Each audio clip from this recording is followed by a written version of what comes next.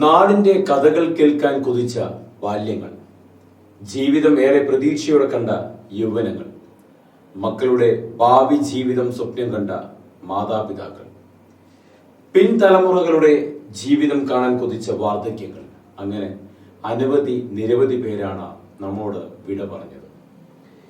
വേദനിപ്പിക്കുന്ന അല്ലെങ്കിൽ വയനാട് എന്ന് പറയുന്ന ജില്ല അല്ലെങ്കിൽ കേരളത്തെ വേദനിപ്പിക്കുന്ന നിമിഷങ്ങളിലൂടെയാണ് നാം ഓരോരുത്തരും ഓരോ മണിക്കൂറിലൂടെയും യാത്ര ചെയ്തുകൊണ്ടിരിക്കുന്നത്. അത്രയധികം വേദനിക്കുന്ന വാർത്തകളാണ് വയനാടിന്റെ മണ്ണിൽ നിന്നും നമ്മളിലേക്ക് എത്തിക്കൊണ്ടിരിക്കുന്നത്. പക്ഷെ ഒരു നാടൊന്നാകെ എന്തിനു വേണ്ടിയാണ് പേടിക്കുന്നത്? മനസ്സിന് ചങ്കൂറ്റമുള്ള, മനസ്സുറപ്പുള്ള ഒരുപാട് പേർ നിങ്ങൾക്ക് ചുറ്റുമുണ്ട് എന്ന ഒരു ഫലത്തിൽ ഇന്നും ജീവിക്കുന്ന നിരവധി പേരുണ്ട് വയനാടൻ മണ്ണിൽ. വയനാട്ടിലുള്ള വാർത്തകൾ BMTV ചാനലിലൂടെ പ്രേക്ഷകരിലേക്ക് ഞങ്ങൾ എത്തിച്ചുകൊണ്ടിരിക്കുകയാണ്. ഏറ്റവും പ്രധാനം 1300ഓളം സേനാ അംഗങ്ങളാണ് രക്ഷാ ദൗത്യത്തിൽ ഏർപ്പെട്ടിരിക്കുന്നത് എന്നുള്ള ഒരു വാർത്ത. 1300. നാളെ രക്ഷാദൗത്യവുമായി ബന്ധപ്പെട്ട് ഡൽഹിയിലും കോഴിക്കോട് നിന്നും റഡാർ സംവിധാനം ഉപയോഗിച്ചുകൊണ്ടാണ് നാളെ രക്ഷാ ദൗത്യങ്ങൾ ആരംഭിക്കാൻ പോകുന്നത് എന്നുള്ളൊരു വാർത്ത വന്നിട്ടുണ്ട്. പുഞ്ചിരിമട്ടത്ത് കൂടുതൽ രക്ഷാപ്രവർത്തകർ, ഇപ്പോൾ കുറവാണെങ്കിലും കൂടുതൽ രക്ഷാപ്രവർത്തകർ പുഞ്ചിരിമട്ടത്ത് രക്ഷാദൗത്യത്തിൽ ഏർപ്പെടും എന്നുള്ളതാണ് നാളെ അല്ലെങ്കിൽ നടക്കാൻ പോകുന്ന നിർണായകമായ ദിവസങ്ങൾ, നിർണായകമായ മണിക്കൂറിലൂടെയാണ് നമ്മൾ കടന്നു പോകുന്നത്. എപ്പോഴും രക്ഷപ്പെടുത്തി ജീവിതത്തിലേക്ക് തിരിച്ചു കൊണ്ടുവരുന്ന കരങ്ങൾ, സൈന്യത്തിന്റെ കരങ്ങളിലൂടെ രക്ഷപ്പെട്ട് വീണ്ടും ജീവിതത്തിലേക്ക് കടന്നു വരുന്ന ആ കരങ്ങളിൽ ഈ രക്ഷപ്പെടുത്തിയ വ്യക്തിയുടെ അല്ലെങ്കിൽ സൈന്യത്തിന്റെ ഒരു മിലിറ്ററി ഉദ്യോഗസ്ഥന്റെ കണ്ണിൽ നിന്നും കണ്ണുനീര് പൊടിഞ്ഞ ഒരു വാർത്തയുണ്ടായിരുന്നു. ഈ കാഴ്ചകൾ കണ്ട് എത്രയോ യുദ്ധങ്ങളും എത്രയോ നെഞ്ചു പിളർക്കുന്ന കാഴ്ചകളും കണ്ടവരാണ് സൈനികർ. പക്ഷെ എങ്കിൽ പോലും വയനാട്ടിലുള്ള ഈ ഒരു അവസ്ഥ കണ്ടിട്ട് മലയാളിയല്ലാത്ത ഒരു വ്യക്തിയുടെ കണ്ണിൽ നിന്നും, ഒരു സൈനികന്റെ കണ്ണിൽ നിന്നും കണ്ണുനീര് വന്ന വാർത്ത നമ്മൾ കഴിഞ്ഞ നിമിഷങ്ങളിൽ കണ്ടിട്ടുണ്ടായിരുന്നു.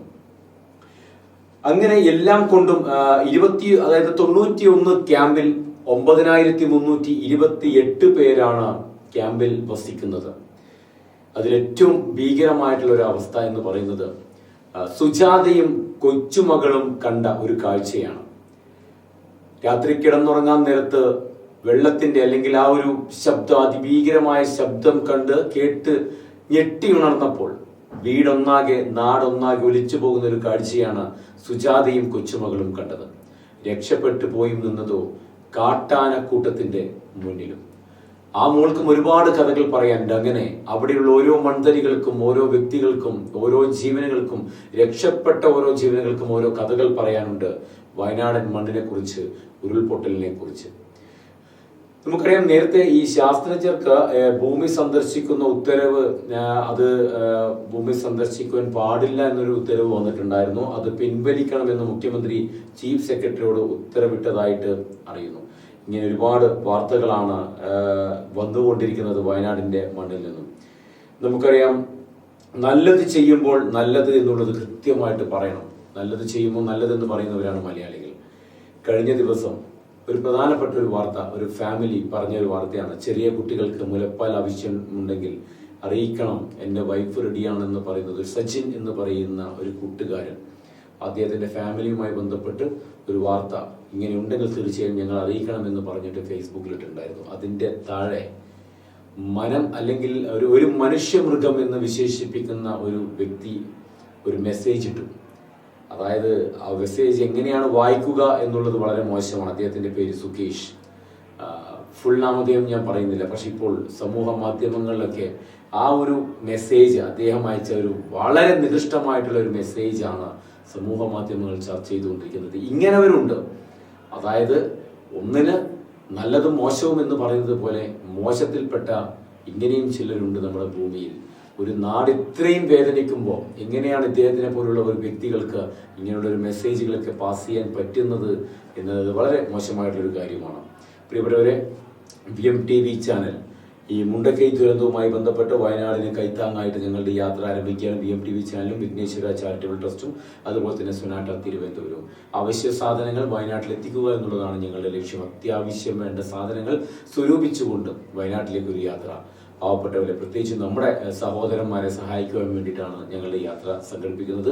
ഈ ഒരു സ്നേഹ കൂട്ടായ്മയിൽ നിങ്ങൾക്കും ഭാഗമാകണമെങ്കിൽ 8086 481 666 എന്ന നമ്പർ, ഒരിക്കൽ കൂടി 8086 481 664 എന്ന നമ്പറിലോ അല്ലെങ്കിൽ 89 43 166 461 എന്ന നമ്പറിലോ കോണ്ടാക്ട് ചെയ്യാം. ഒരുപാട് സാധനങ്ങൾ വേണം, വസ്ത്രങ്ങൾ വേണം, അതുപോലെ തന്നെ നാപ്കിൻസ് പോലുള്ളത്, ഡെറ്റോൾ പോലുള്ള, ഡയപ്പർ പോലുള്ള, മെഡിസിൻസ് പോലുള്ള, ബ്രെഡ് പോലുള്ള, ലോഷൻ പോലുള്ള, ബിസ്ക്കറ്റ് പോലുള്ള കഴിക്കാൻ പറ്റുന്നതും നിത്യോപയോഗ സാധനങ്ങളൊക്കെ നിരവധി സാധനങ്ങളാണ് വയനാട്ടിലേക്ക് ആവശ്യമായി വന്നിരിക്കുന്നത്.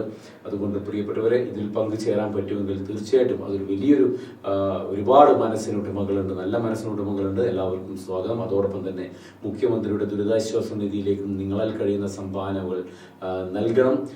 അതുമായി ബന്ധപ്പെട്ട തെറ്റായ വാർത്തകളാണ് പ്രചരിച്ചു കൊണ്ടിരിക്കുന്നത്. വളരെ സത്യസന്ധമായിട്ട് ചെയ്യുന്നതാണ്. അതുകൊണ്ട് തീർച്ചയായിട്ടും മുഖ്യമന്ത്രിയുടെ ദുരിതാശ്വാസ നിധിയിലേക്ക് നിങ്ങളാൽ കഴിയുന്ന സഹായങ്ങൾ ചെയ്യണം എന്ന് പറയുന്നു. ഇന്ന് തിരച്ചിൽ പൂർണ്ണമായിട്ടും നിർത്തിയിരിക്കുകയാണ്. നല്ല മഴ പെയ്യുന്നു എന്നുള്ള ഒരു വാർത്ത അറിയുന്നു. മൂടൽ മഞ്ഞിന്റെ ഒരു ബുദ്ധിമുട്ടുകളുണ്ട്. അതുകൊണ്ട് നാളെ വീണ്ടും തിരച്ചിൽ തുടരാനാണ് തയ്യാറായിരിക്കുന്നത്. അതുകൊണ്ട് തന്നെ ഇനിയുള്ളത് വളരെ നിർണായകമായ നിമിഷങ്ങളാണ്. ഇനി എത്ര പേർ ആരുണ്ടാകില്ലേ, അല്ലെങ്കിൽ സൈന്യം പറഞ്ഞതുപോലെ ജീവന്റെ ഒരു തുടിപ്പ് കണ്ടാൽ അവരെ ജീവിതത്തിലേക്ക് തിരിച്ചു കൊണ്ടുവരും എന്ന സൈന്യമാണ് വാക്ക് പറഞ്ഞിരിക്കുന്നത്. അവർ വാക്ക് പറഞ്ഞാൽ ഓക്കെയാണ്. തീർച്ചയായിട്ടും എല്ലാവരും ഈ ഒരു വേദനിക്കുന്ന ഈ ഒരു നിമിഷത്തിൽ ഒറ്റക്കെട്ടായിട്ട് പ്രവർത്തിക്കണം എന്ന് വിനീതമായിട്ട് അപേക്ഷിക്കുകയാണ്. വാർത്തകൾ അവസാനിക്കുന്നില്ല, തുടരും.